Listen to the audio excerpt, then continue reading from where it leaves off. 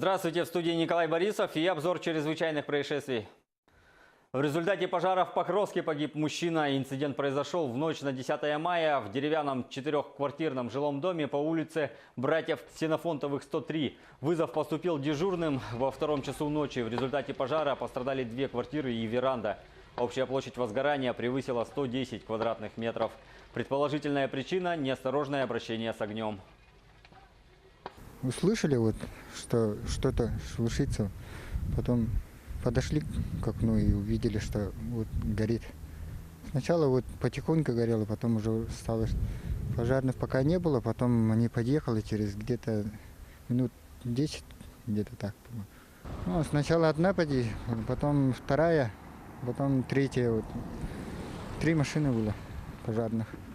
Штрафом завершилось рассмотрение уголовного дела в Нерюнгри. Продавщица неоднократно продавала алкоголь несовершеннолетним. В ходе судебного заседания установлено, что подсудимая, находясь в торговом павильоне города Нерюнгри, являясь лицом, непосредственно осуществляющим розничную продажу товара, будучи привлеченной к административной ответственности, вновь реализовала несовершеннолетним алкогольную продукцию. Ранее подсудимая обращалась в суд с ходатайством о прекращении производства по уголовному делу в связи с деятельным раскаянием. Однако с учетом позиции государственного обвинителя судом в удовлетворении ходатайства обвиняемой отказано. В связи с этим суд признал женщину виновной в совершении преступления, предусмотренного статьей 151.1 Уголовного кодекса Российской Федерации, и назначила ей наказание в виде штрафа в размере 50 тысяч рублей. Загрязнение рек Большой Куранах и Селигдар произошло из-за прорыва дамбы. Как сообщили в пресс-службе Минприроды Якутии, инспекторы провели рейды и обследовали территорию. По итогам установлено, что вследствие повышения уровня воды в отстойнике компании «Саха Голд Майнинг» произошел разрыв его борта, в результате чего произошел сброс загрязненных сточных вод в реку Большой Куранах с дальнейшим их поступлением в реку Селигдар. Сейчас инспекторы Алданского комитета охраны природы продолжают расследование. Очевидцы сообщают о перевертыше на перекрестке улиц Бабушкина и 50 лет советской армии. Инцидент произошел сегодня утром. Перевернулся Мерседес Галенваген. По предварительным данным пострадал водитель. Подробности выясняются. Около 4 часов утра 10 мая неустановленный водитель, управляя автомашиной марки Mercedes-Benz G500, следуя по улице 50 лет советской армии со стороны улицы Кальвица, не выдержал безопасную скорость движения и совершил наезд на препятствие, на опору уличного освещения. Далее совершил опрокидывание. Прибывшая на место аварии карета скорой помощи увезла гражданина 99-го года рождения в больницу, где ему поставили диагноз ушибленная рана в височной части головы. По данному факту выясняются обстоятельства дорожно-транспортного происшествия и проводится проверка. В Еврейской автономной области произошло ДТП с 3 жертвами. Сообщается, что автомобиль Land Cruiser Prado белого цвета имел регистрационные номера Якутии. Обстоятельства также выясняются. Стихия бушевала в Нерюнгри. Из-за сильного ветра часть города осталась без света. Были повреждены линии электропередач, с домов срывало кровлю. В результате без электричества остались жители улиц Геологов, Карла Марса, квартала Д и района МЖК.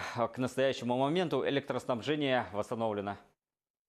В Амгинском районе сохраняется режим чрезвычайной ситуации. На территории района для отслеживания обстановки и координации действий работает оперативная группа Главного управления МЧС и службы спасения. Жители подтопленных домов расселены по родственникам. В селе Амга организован пункт временного размещения. Тбилиси стадия где? Тбилиси стадия. Ну, трассаны бармай bu.